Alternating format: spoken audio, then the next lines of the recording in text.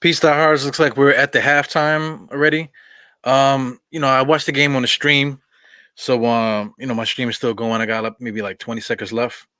So I'm just watching the end of this, man. According to this, I'm at 53:42 on the clock here, so nothing else happened.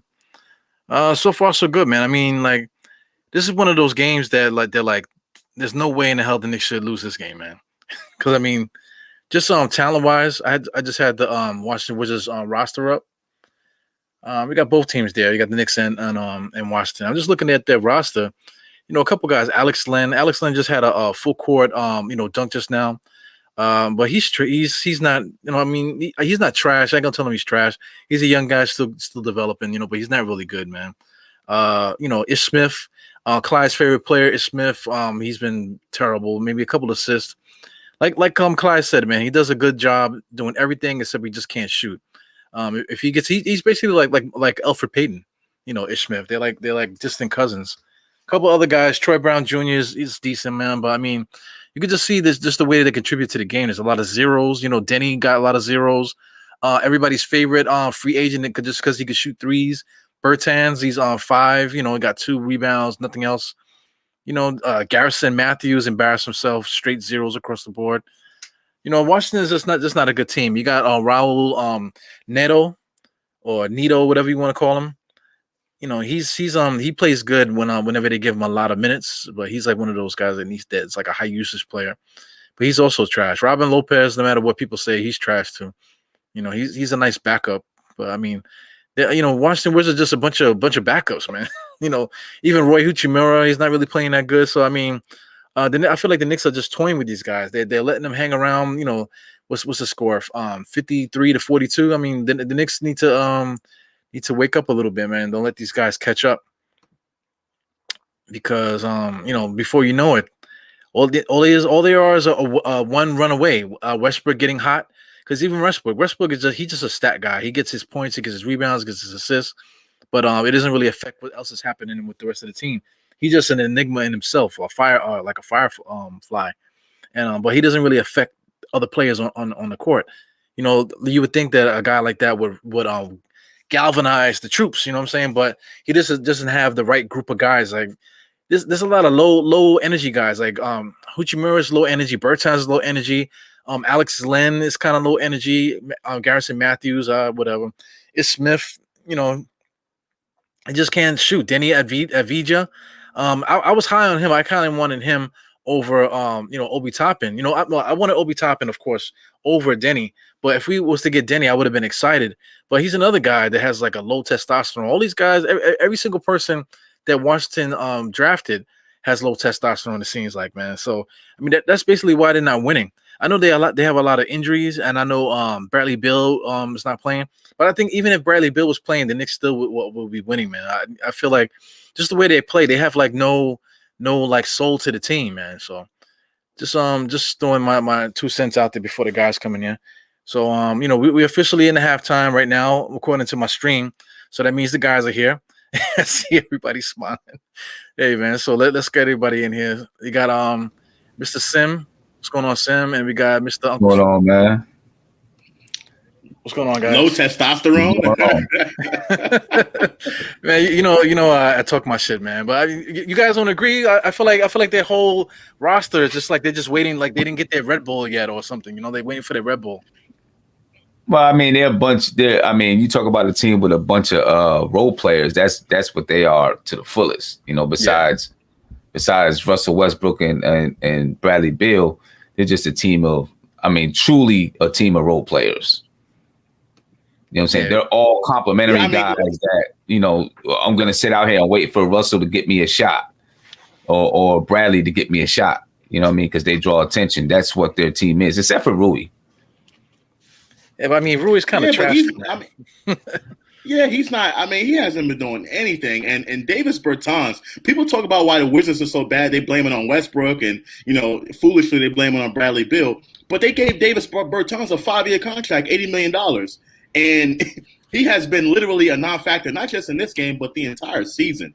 He's just been god awful. He's definitely playing below that contract. He got paid, he got his money, so I guess it's no incentive for him to do anything. Repeat that contract. How much did they pay him? 5 years, $80 million. He was one of the people that we were supposed to be going after, chasing a stretch for, and he's been god awful. He's been terrible. Man. Well, you was talking about shots, right? These guys, they need Westbrook to get him shots. Maybe need to put some of that money, maybe get some shots from the bar or something to get lit up or something, so these guys can get a little bit of energy. I really don't know what's going on with those guys. This game is kind of like boring to watch a little bit. Yes, it's pretty bad to watch. I mean, we're winning. I know I predicted the Wizards to win. But yeah, this game. I mean, I'm not gonna say it's over, but I don't see the Wizards doing anything substantial in the second half. Yeah, what you got, Sim?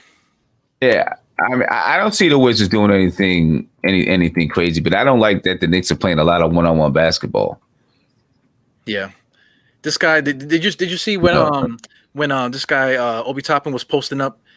I think he was posting against Demi, man. He needs to get some weight, man. I mean, I know he's not getting a lot of touches and stuff, but if you can play ball, you play ball, man. I mean, he made that little move and he turned to the he turned into the middle and he made that kind of like jump shot off the backboard. The little jump hook. Yeah. The thing is he never made up his mind to shoot the ball. Right. And decided I'm going to post up. He had the ball for a minute and I'm screaming like, do something. What are you going to do? Do something. And then finally, when he had to, he said, okay, I better shoot it. But he wasn't looking to shoot the ball. So it wasn't going to look like a good shot because he wasn't looking to shoot it. He did it out of desperation. He's got to learn that, all right, this is my time now. I got the ball. I'm in the post. Everyone's looking at me. Let me do something. And, he's got to figure that out a little bit. Yeah, I mean, get Josh. I just don't see Obi Toppin as being a post player. I don't think that's his game. I think his game is face up, you know what I mean, and take his guy to the rim that way rather than being in the post. I mean, he doesn't have any type of post moves. I mean, he definitely can develop them, but he doesn't have any type of post moves. His feet are slow, and his shoulders are not that wide to me to be a post player. I mean, I would rather have Obi Toppin, in the pick and roll. Derrick Rose fed him nicely a few times in these past couple games, and have him score that way. But playing in the post, I don't think is his forte. I think the Knicks are kind of looking at him to be like kind of the Julius Randle off the bench, but I don't think that's him. I think his game is running up and down the floor, energy, and facing up his guy and taking him to the basket that way, and I think that's the best way for him to score. Yeah, I think Tom Thibodeau sees it the same way because we haven't seen him in the post. He hasn't been featuring him in any kind of power plays or anything like that. I know a lot of people want to see him with the alley-oops and stuff. I mean, if you're gonna get these alley-oops, you got to show at least that you can contain your space. That you don't need people to contain the space for you in order to get open to get the alley-oop. That's like too much trouble. You got to like kind of like secure your area in order to get those opportunities. I keep mentioning Sean Marion. They got him in a Sean Marion kind of role where in that way, he's got to learn to be decisive, just like these other guys, like Derrick Rose and some of the other guys. They'd be more decisive with his movements. I would like it better, to be honest. I would like it better if Obi Toppin, loses a little bit of weight, and steps down to the three. I think that fits him better. If you lose a little bit of weight, try to get a little bit quicker rather than going to the post. I just don't see the back to the basket. That's not his game. When I watch him, even back in college, I don't think that was his game. No, but I don't think he is. He has the footwork to play the three, really, especially on the defensive side. On the offensive side, it doesn't really matter, right? You can put him anywhere on the offensive side. I just don't think he can defend threes. Yeah, he has like a what do you call like a Frankenstein kind of way that he walks or whatever. He just moves weird. So I mean, he's gonna get stronger. I see that he can do a drop step. He got the little jump hook, which they've been working on. That's right. Something that the Knicks work on with all the guys. Even Mitchell Robinson, all of them, they work on a jump hook. So he has some things. He's just not. I'm not saying that he lacks confidence. He's not confident in his game down there right now, especially on an NBA level. Because in college, he was able to just power up. Didn't matter if he had moves or not. He could just power up and get up to the rim. He can't do that in college. He's actually got to have some moves, and he has none. Yeah. I agree with that. So yeah, I mean, to put him in a post situation, posting him up, every once in a while you'll get some production from him there, but most of the time you're not. I think you just got to have him slicing and cutting to the basket more often. You know what I'm saying? Find ways to get him on the move to the basket so he can catch it and get up in the air. That's what he's going to be good at. Yeah, that's what he was doing in college. Good at.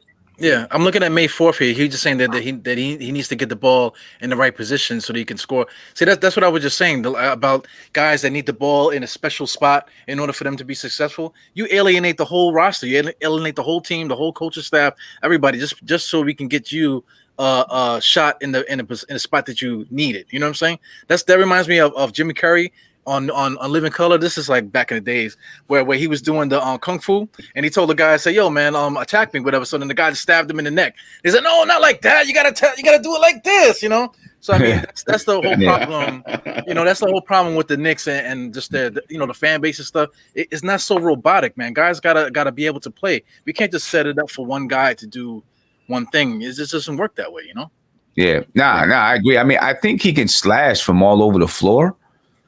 It's just Tom Thibodeau doesn't really have him slashing to the basket at all. The most you see him do is creeping along the baseline. Derrick Rose found him along that baseline tonight. But if you get him slashing from the top of the key, off of like a pin down. So let's say he's in the corner, somebody pins down on the screen, and he comes off on the curl, and you catch him one dribble, bang, and he's up in the air. I think he can do those things easy and within the offense. They just haven't utilized that. But hopefully with Derrick Rose there, maybe they didn't feel like they had the right passers or something in that second unit. Maybe with Derrick Rose there, you'll see a little bit more of that. Because you see already, right, like the position Obi had tonight where he had his man pinned under the basket. He had, he was towards the basket and his man was fronting him. Derrick Rose found him. Easy. Yep. Austin Rivers, quickly, they weren't finding him on those passes, right? Derrick Rose found him twice for easy buckets, and he's good at running down the middle of the court. He does that a lot, which draws the defense, but they don't always see him. He's good at the move that he just did where somebody was fronting him and he had his hand up at the rim. He's good at doing those things. He just needs somebody to find him. And I think Derrick Rose will be able to find him on those things. I think those two guys are going to have I think they're going to have some good chemistry together. I agree 100%. Yeah, we definitely these little moves that we're making just to improve what we have is definitely great, man. But what do you guys thoughts on this guy, Archie Barrett?